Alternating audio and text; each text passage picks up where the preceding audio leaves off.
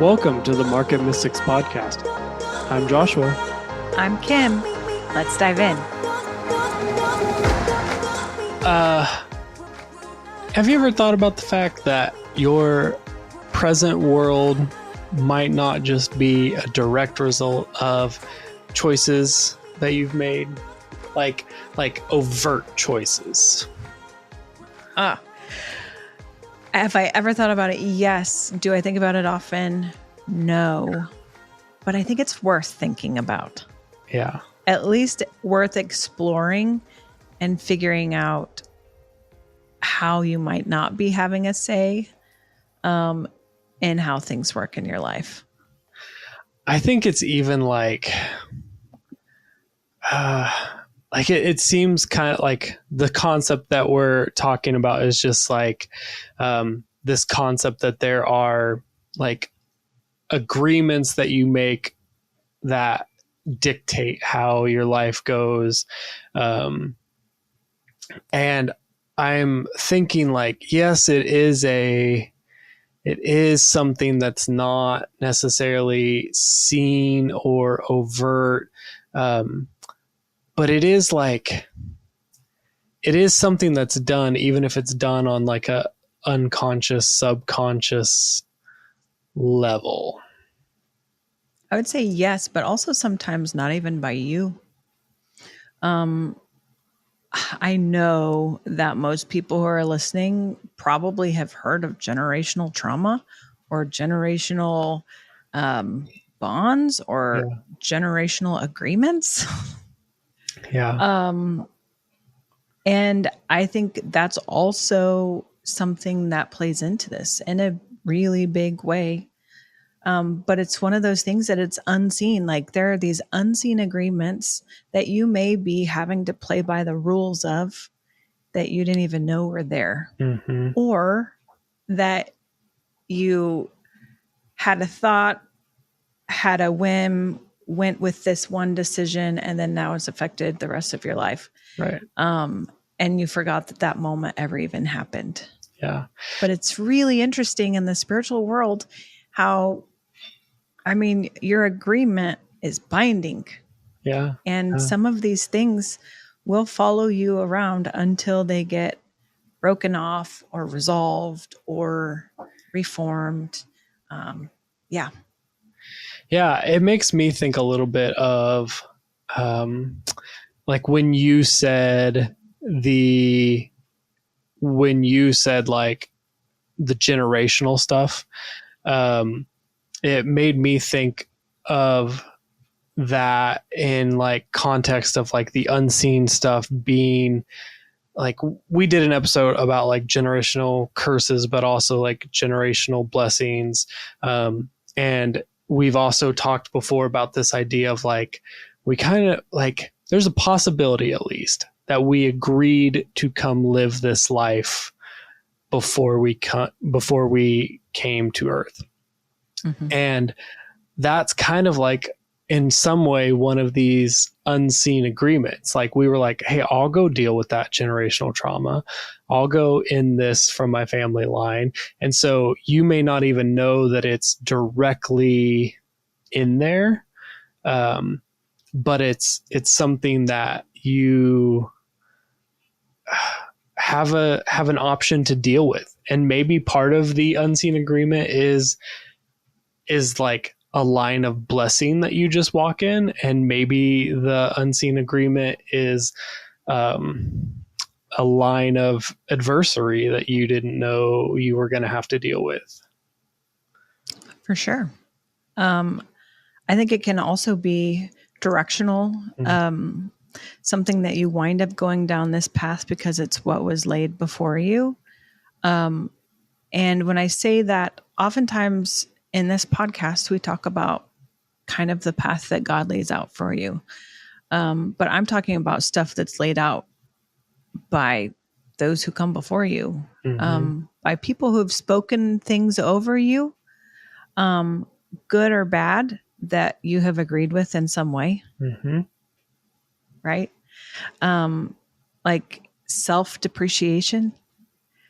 When you like agree with some of those things, it's making kind of a legally binding agreement that until you get that rescinded, it may be ruling parts of your life. Mm-hmm. Yeah. I think that this happens, and I love that you said, like, sometimes it's just something someone says that we're like, oh, okay. And like that just becomes part of who you are. Like, especially I think this happens a lot as a child, because when I was growing up, there was at least this narrative of like, you can do whatever you want, you can become whoever you want. Not even necessarily like directly from my parents, but I would say like in the world, that's like a thing. Yeah. And I remember the first time that I heard someone be like, yeah, I don't tell my kids that. Like, I don't tell them they can do whatever they want because like I'm short, my wife's short, my kids are short. They're never going to dunk a basketball. And so he's like, I just don't give my kids unrealistic expectations. And I remember that, and I'm like, there's probably wisdom in both. Like, there's probably wisdom in not telling your kid they can literally do anything they want, even though I kind of lean more towards that side, that you might be able to just do whatever you want. But I just remember thinking like, but there's all sorts of like genetically gifted people who shouldn't be able to do things they do and somehow do it. Or like, even if you want to go like the extreme route, there's surgeries and training things you can do. And I'm like, that's interesting. How would that impact the rest of your life? Like, how, if you just at a young age, someone was like, wow, you're not very good at math. Like, would you ever be able to, I mean, yes, you could at some point overcome that, but like, what would you have to go through to overcome that belief if somehow when that was said to you, you latched onto it? Right. Well, and I think it's just even that one instance, that one example you gave is really interesting and could be so pivotal, because someone saying, wow, you're no good at math, that person who's receiving that being said to them could either go, yeah, you have a point, or go, I'll show you. Yeah. Yeah. You know what I mean? And both have a different outcome.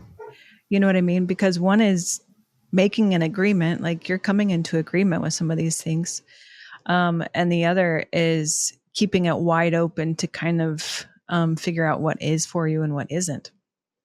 On the flip side, I've had people say things, even when I was a kid, like friends say things to me as a child that stuck with me. And I know that in that moment, it revealed part of my identity, like from the Lord in that. So I think it's really interesting because, and I think we can talk to our children about this and train them to listen for those kinds of things. I don't think this always has to be to our detriment, you know? Mine was like at a sleepover. I was probably 10 or 12 years old. I was at a sleepover for a birthday party with a bunch of girls. There were probably 6 or 8 of us. We were playing some game, and it was like you read the card and then you had to say which person in the group that card was for. And I just remember this very clearly. One of the cards was, this person is going to change the world. And every person in that room said it was going to be me. And I remember thinking, I think it's going to be me. And then they all said it was going to be me. And I was like, I know. You know what I mean? Like it's like it speaks to truth, and you can recognize that even when you are young. But if you let every voice and everything that is said to you be received as truth, you may wind up with a big hole to dig yourself out of. I had a lot of those too. Like, let me just say, that was a one-off. That thing and recognizing the truth in that moment, which obviously impacted me in a big way. But there were lots of other things too that impacted me. Kids were mean in school. Nobody likes you. No one's ever going to like you. And I came into agreement with that for a long time. But I also had to dig myself out of that and realize that that was just some people saying that didn't actually have the authority to say that. And so I had to cut off the agreement with that. Yeah. And guess what? I have people who like me. I also have people who don't like me, but that's okay. I think that's natural. I think the Bible says, be wary if no one says anything bad about you. Because it probably just means you're not being real. That's probably true. And I think that's like, so when I think about this and I'm like, okay, how do I recognize these things that I've agreed to? I think part of it for me, it starts with looking like at the extremes, like what things are like very obvious that like, oh, I don't believe I could ever do that or be that, or what things am I like super gifted in, like, and then like sit with that and think about it. And like, is there a moment where you had a sleepover and people told you this? Like see if you can navigate to where the agreement is, and is that actually like something that's serving you? Like, I think that's something that's important. And I think as you, like, for me, the easy place is like start at the extremes where it's more obvious. And then as you deal with that, then the next extreme will be obvious and you can just kind of work your way in, because the ones that are closest to truth about you, but not quite truth about you, are the hardest, I think, to really navigate through. Like the subtlety in deception, I think sometimes is hard. And even if it's like, I think sometimes things we might perceive as being good and beneficial could be like actually not true to who you are as a person. Like I heard somebody say recently, you don't want to climb the ladder of success and find out it was leaning against the wrong wall. So like, what if your whole life looks amazing and you get to the top of it and you're like, wow, this isn't where I really wanted to be at all. Like, I think that things that aren't truth can often look like truth. And so navigating through those, like, I just think the easiest place is looking at the extremes, looking at the things that are like glaring in your face of like, oh, I definitely believe this about me. Well, then can you figure out with Holy Spirit why you believe that about you? And like, is that something where you're like, yeah, actually, like, I'm not gifted in this, and it's because I'm supposed to partner with someone who is gifted in this and create this thing. Like, you know, there definitely is, it's not just, oh, this is somewhere where I'm weak, I should be better at it. Like, that's not necessarily truth, but like, can you sit with discernment and wisdom and truth and figure out what's truth? Figure out what you are supposed to believe about that. Yeah. Yeah. I think the first step in all of this is questioning, right? Identifying and questioning. And so if it is something, here's a personal example. If it's something like, hey, I've been in church for years and I've gotten to the point where I've been serving and people see me as a prophet. And maybe you say, oh, I'm a prophet. And you take that to the Lord. And maybe he says, no, you're not a prophet. Maybe you just hear from me. And so you're prophetic. But that doesn't make you a prophet. You are this. And then all of a sudden the light turns on. And you're like, oh my gosh, I am this.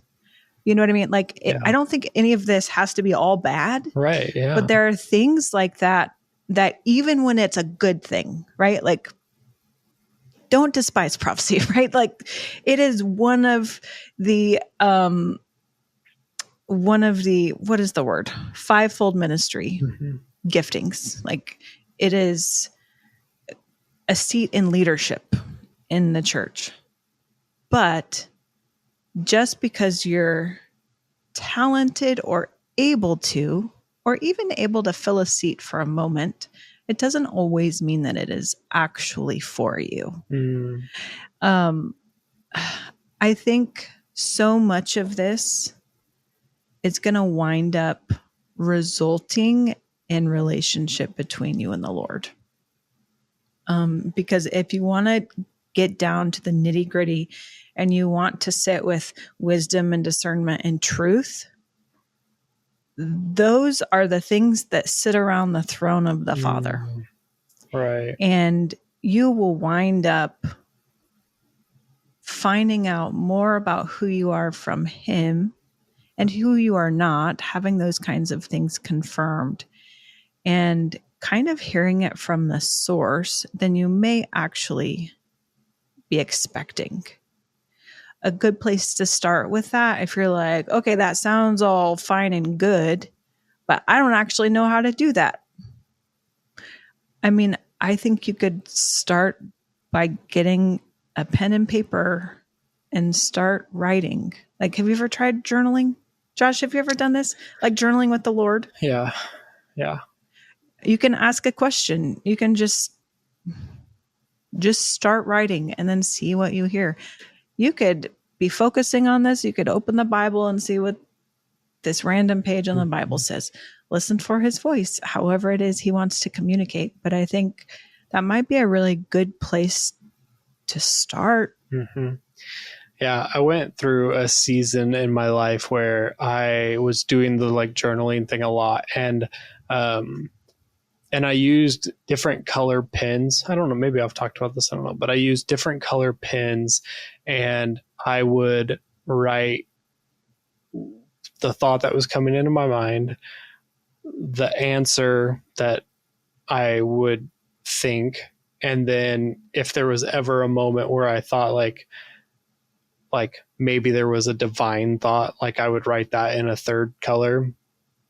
And I found it really helpful because like just asking the question and then answering it myself sometimes revealed a lot of what I believed about myself. Like, so just even that narrative between myself and myself, like opened up a lot of doors of like what I actually believed.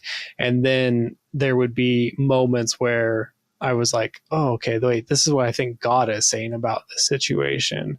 And so I found that really helpful in working through like a particular season in my life that was really challenging and where I felt like I was struggling to hear and was struggling to like deal with beliefs about myself.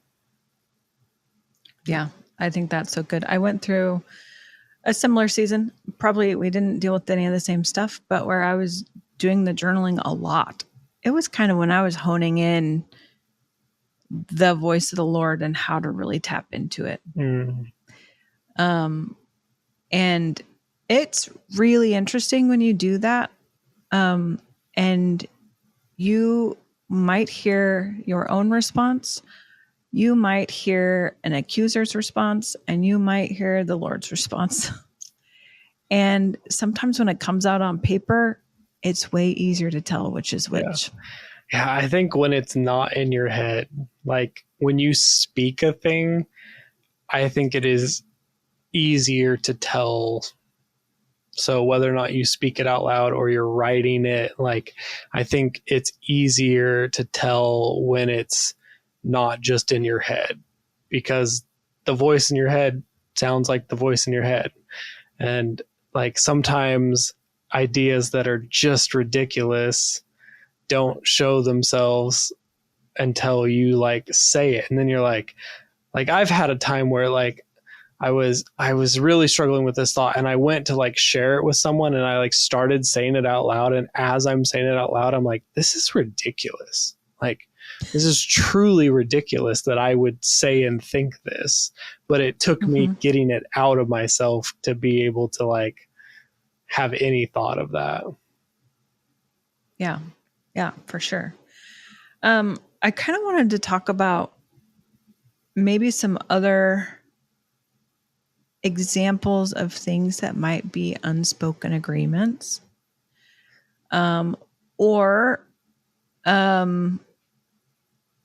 unseen agreements, maybe agreements that you made that no longer serve where you are. One of those things I've been thinking about is like soul ties. I think it's a very real thing. And a lot of times when you partner closely with another person, you'll wind up with some sort of a soul tie. And through experience in dealing with a lot of that kind of stuff with the Lord, I don't believe that every soul tie is bad. I've heard a lot of people talk about it like it is bad, and I just don't think that it is. I think it can actually really serve you in ministry, in your life. And I also think there are times when you are connected to someone and then that season comes to an end and you're no longer connected to them.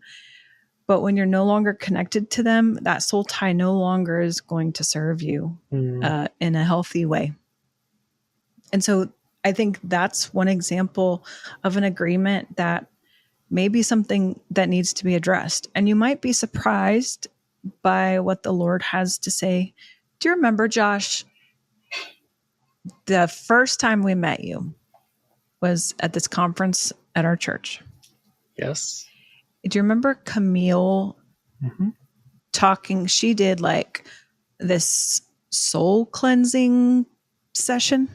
Do you remember that at all? I remember it happening. I don't know if I could walk you through the details of it. Totally fine. But you were there. For me, that was a really moving experience for me. Because what happened is she kind of led us through, it was like a guided engagement or a guided ascension, and led us into asking the Lord to find anything connected in our soul that doesn't need to be there. And in that, this is what I saw. I'll just give you the visual. I'll give you the whole nitty gritty, right? Okay. Like, just forgive me for the weirdness. This isn't even a weird episode yet, but I'm just going to tell you the things. So visually, what I was seeing was this garden, not like a yard garden, but like a garden where you plant vegetables and flowers, and like there are rows of things that have been planted. And each of the things that were planted, it was almost like carrots. So you could see like the tops of the carrots and the greens that you could pull out. And the Lord led me through. He was showing me these are soul ties that I have in my soul. And he led me through pulling some out and getting rid of them because they no longer serve me. He led me through pulling some out and repositioning them because it's still a connection that's needed, just not a soul tie. And that one was surprising for me because it was like my ex-husband, for example. I'm like, I don't need that one anymore. And he's like, whoa, this just isn't how you care for him. And he took me to, this should be a weird episode. He took me to like the mountain of my spirit, like kind of the governmental center, and how I navigate and have authority over things in my sphere of influence in my life, right? Like from the spiritual sense. And he said, no, this is where you care for them, not from the place of your soul. And that was like completely new for me. It's not that I hadn't cared for people from there. It was that I thought, we're divorced. I don't need that anymore. He's like, just because you're not connected in your soul and relationally here, like you still have this thing you need to care for him spiritually. And so I was like, okay, then. And then I went, like, I'm pulling out soul ties like it's harvest, right? Like I'm just pulling this stuff out. So I start pulling out these others, and they were my children. And he's like, no, you leave those there. And it was just a really interesting process for me, because it really put things back in line and back in order with how he needed me to be functioning, with different connections and these agreements kind of, right? Yeah. That had been made, and some still serve me. Some needed to be addressed differently, and some needed to be gotten rid of. Mm-hmm. And that was an interesting thing, but I never would have gone through that had I not been led into this. Like I didn't even think about doing something like that. Right. So I guess I'm saying this to say, I hope this is inspiring whoever is listening, in some way. Like maybe there's that thing that's been nagging at you. Maybe it's been passed down through your bloodline. Maybe there's been poverty in your family for 7 generations, but there's no reason for it. Like you have a great job, but still there's this poverty that comes. Mm-hmm. I think that's one of those things you need to go address and ask the Lord, like, where was this agreement? And is this really what you have for me? Yeah. And let him help you sort that out, whether it's through journaling, whether it's through just normal like prayer. Mm-hmm. If it's standing on your head and clapping your hands, I don't know what the method might be for you, but I would say maybe take the step to ask the question.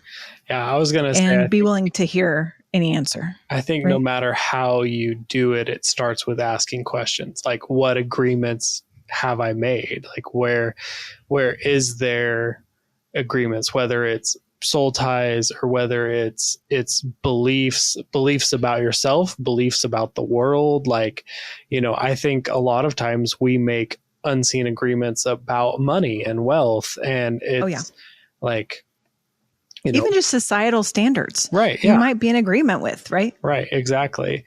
A big thing that we try to like attack on this podcast is like the idea of like wealth and value, and is like scarcity a thing? And like, even do you have guilt about being wealthy? Like, I think that's a thing I've seen in people where like they're kind of nervous to share their wins or share their wealth because like they feel bad about how it might be perceived by others. But that's kind of just a form of pride.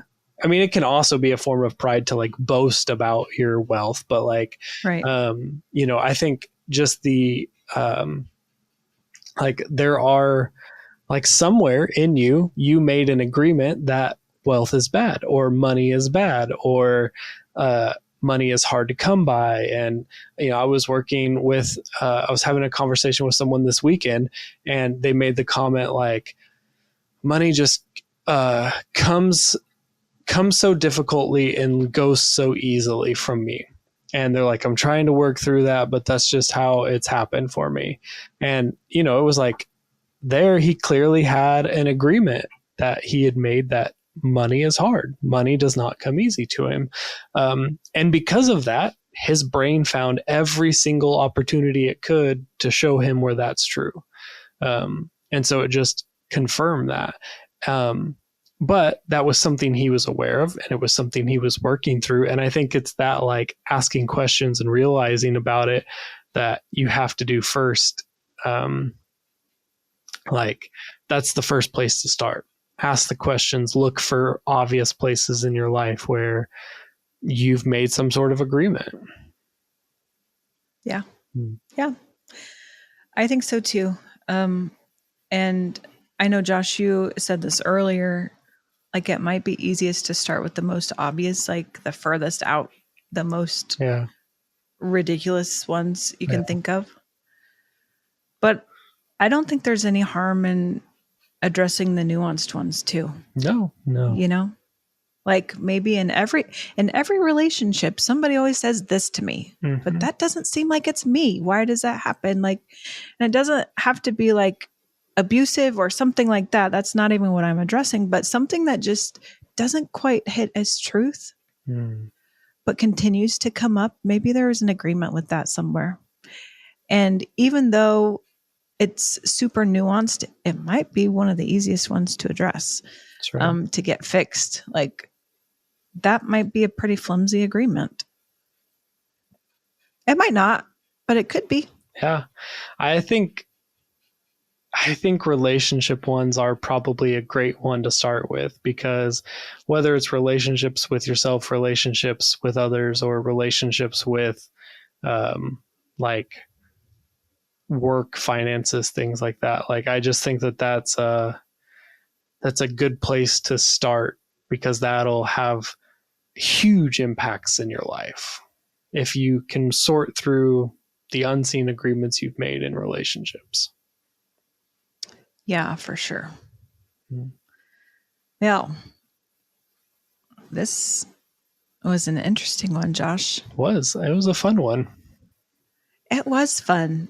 I guess my hope is through this conversation that maybe us, along with anyone who's listening or who feels drawn to this, will start to see that, like, what is now doesn't necessarily have to go with you to the future. Yeah. And it doesn't even necessarily have to be passed down through any more generations.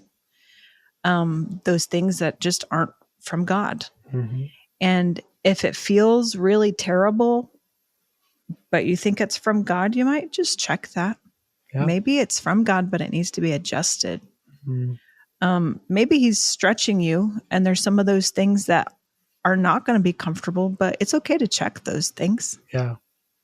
He's a gracious father. I have to say this. He's a super gracious father. I can't tell you how many times he's told me something and I've checked back about 50 times. Like, are you sure you said that? Are you sure that was for me? Yeah, absolutely. Absolutely. Yeah, very good conversation. I'm looking forward to the engagement from our listeners on, like, what their experience has been with this, and do they see that in their life, for sure. Yeah, or even any other ways in which they've dealt with that kind of stuff. Yeah, absolutely. Well, let us know. We'll see you guys soon. Thanks for tuning in to the Market Mystics. If you are hungry for more, don't miss out on our exclusive bonus content available only to YouTube members. Demystify the world of cryptocurrency in the cryptosphere, and explore everything from outrageous conspiracies to curious current events and out there spiritual musings. Nothing is off limits in Let's Get Weird. Become a channel member on YouTube to unlock these extra episodes. See you in the bonus episodes.